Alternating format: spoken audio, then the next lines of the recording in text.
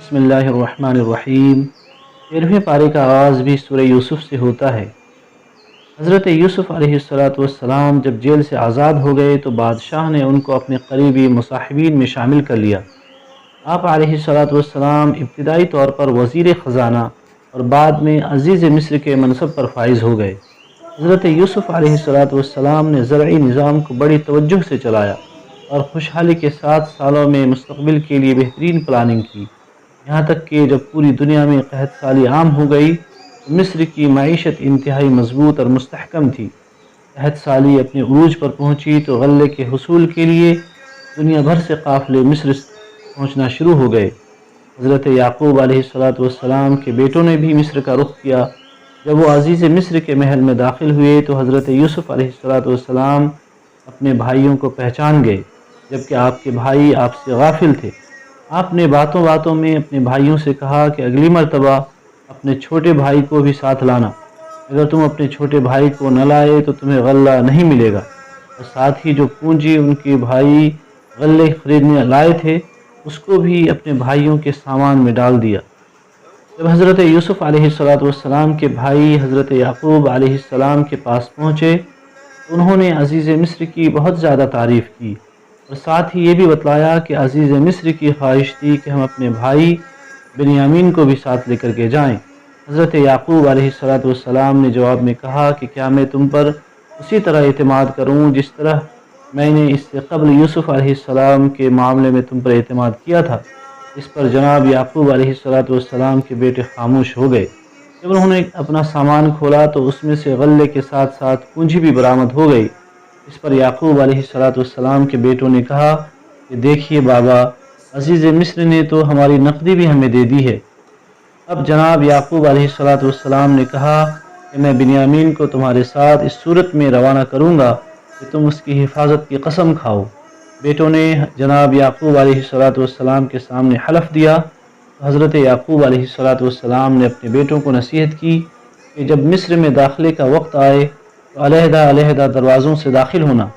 جب دوبارہ یوسف علیہ السلام کے بھائی ان کے پاس پہنچے تو حضرت یوسف علیہ السلام نے جناب بنیامین کو علیحدہ ایک طرف کر لیا اور ان کو کہا کہ میں آپ کا بھائی یوسف ہوں۔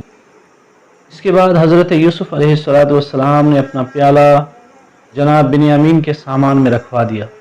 جب قافلہ روانہ ہونے لگا تو اعلان کروایا گیا کہ قافلے والوں تم چور ہو۔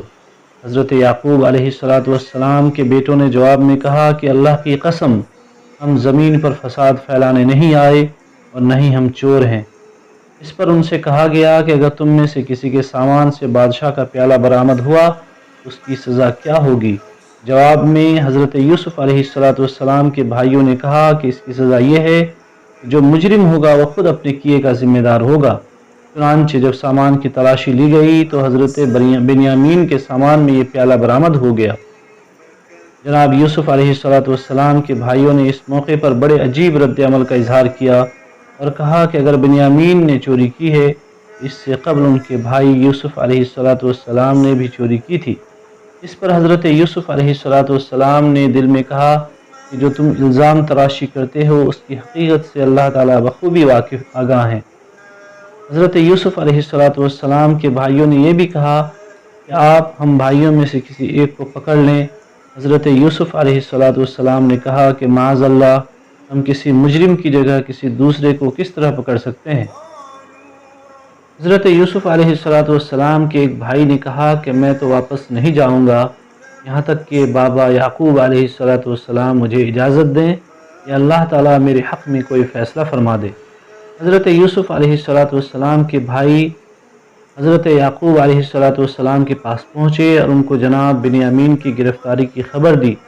حضرت یعقوب علیہ السلام نے بلند آواز سے حضرت یوسف علیہ السلام کا نام لیا اور آپ اتنی شدت سے روئے کہ آپ کی بینائی بھی گل ہو گئی۔ حضرت یعقوب علیہ السلام نے اپنے بیٹوں کو نصیحت کی کہ آپ اللہ تعالیٰ کی رحمت سے نا امید مت ہوں اور حضرت یوسف علیہ السلام اور ان کے بھائی کو تلاش کریں۔ اب حضرت یوسف علیہ السلام کے بعض بھائی دوبارہ مصر آئے تو حالت بدلی ہوئی تھی۔ غربت اور مفلوک الحالی نے ان کو بری طرح متاثر کیا ہوا تھا۔ انہوں نے حضرت یوسف علیہ کے پاس آ کر اپنی غربت کی شکایت کی اور صدقے کا تقاضا کیا، تو حضرت یوسف علیہ نے پوچھا کہ کیا آپ بھول گئے جو آپ نے اپنے بھائی یوسف علیہ کے ساتھ کیا؟ بھائیوں نے کہا، آپ یوسف کو کیسے جانتے ہیں؟ کہیں آپ ہی تو یوسف نہیں؟ حضرت یوسف علیہ نے فرمایا، میں ہی یوسف ہوں اور یہ میرا بھائی ہے۔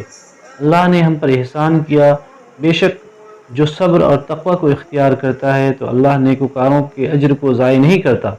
اس موقع پر حضرت یوسف علیہ کے بھائی انتہائی شرمسار ہوئے اور انہوں نے آپ سے معافی چاہی، تو حضرت یوسف علیہ نے کہا، تم سے کوئی مواخذہ نہیں ہوگا اور اللہ تعالیٰ بھی تمہیں معاف کرے۔ حضرت یوسف علیہ نے اپنے بھائیوں کو اپنی قمیص اتار کر دی اور کہا کہ حضرت یعقوب علیہ کے چہرے پر ڈالنا، اس سے ان کی بینائی واپس آ جائے گی اور آئندہ ان کو بھی اپنے ہمراہ لانا۔ حضرت یعقوب علیہ کے بیٹے جب آپ کی قمیص لے کر روانہ ہوئے تو جناب یعقوب علیہ نے اپنے گھر میں موجود بیٹوں کو مخاطب ہو کر کہا کہ مجھے اپنے بیٹے یوسف علیہ کی خوشبو آ رہی ہے۔ اس پر بیٹوں نے کچھ بے ادبی والے الفاظ کہے۔ حضرت یعقوب علیہ خاموش ہو گئے، مگر اتنی دیر میں قاصد خبر لے آیا۔ ساتھ ہی جب مصر سے آپ کے بیٹے آئے اور انہوں نے آپ کے چہرے پر یوسف علیہ کی قمیص ڈالی تو حضرت یعقوب علیہ کی بینائی واپس آ گئی۔ حضرت یعقوب علیہ کے گھر میں موجود بیٹوں نے حضرت یعقوب علیہ سے معافی مانگی۔ آپ علیہ نے اپنے بیٹوں کو معاف کر دیا۔ سب اہل خانہ مصر کو روانہ ہوئے۔ جب سب لوگ حضرت یوسف علیہ کے پاس پہنچے تو آپ نے حضرت یعقوب علیہ کو تخت پر بٹھا لیا۔ جناب یعقوب علیہ اور ان کے 11 بیٹے جناب یوسف علیہ کے سامنے جھک گئے۔ واضح رہے کہ اس شریعت میں تعظیمی سجدہ جائز تھا، جبکہ مسلمانوں کے لیے تعظیمی سجدہ منع ہے۔ حضرت یوسف علیہ نے اس موقع پر پروردگار عالم کا شکر ادا کیا اور دعا مانگی کہ اے میرے پروردگار، مجھے اسلام پر موت دینا اور صالحین کے ساتھ ملا دینا۔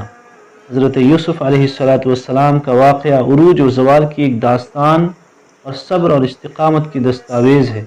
اس سے یہ سبق ملتا ہے کہ اللہ تعالیٰ صبر کا پھل ضرور دیتا ہے، چاہے اس میں کچھ دیر ہو۔ سورہ یوسف کے بعد سورۃ الرعد ہے۔ اس کے آغاز میں اللہ تعالیٰ نے اپنی نعمتیں جتلاتے ہوئے بتایا کہ اللہ تعالیٰ نے انسانوں کے لیے انواع و اقسام کے پھلوں کو پیدا کیا۔ اس سورہ میں اللہ تعالیٰ نے ارشاد فرمایا کہ اللہ نے ہر قوم میں ایک ہادی کو مبعوث فرمایا۔ اللہ تعالیٰ نے یہ بھی بتلایا کہ بجلی کی کڑک اللہ تعالیٰ کی حمد و ثنا کو بیان کرتی ہے اور فرشتے اللہ تبارک و تعالیٰ کے خوف سے کانپتے ہیں۔ اس سورہ میں اللہ تعالیٰ نے یہ بھی بتلایا کہ دلوں کا امن اور سکون اللہ کے ذکر اور اس کی یاد سے حاصل ہوتا ہے۔ اس کے بعد سورہ ابراہیم ہے۔ اس سورہ میں اللہ تعالیٰ نے حضرت ابراہیم علیہ السلام کا ذکر کیا ہے۔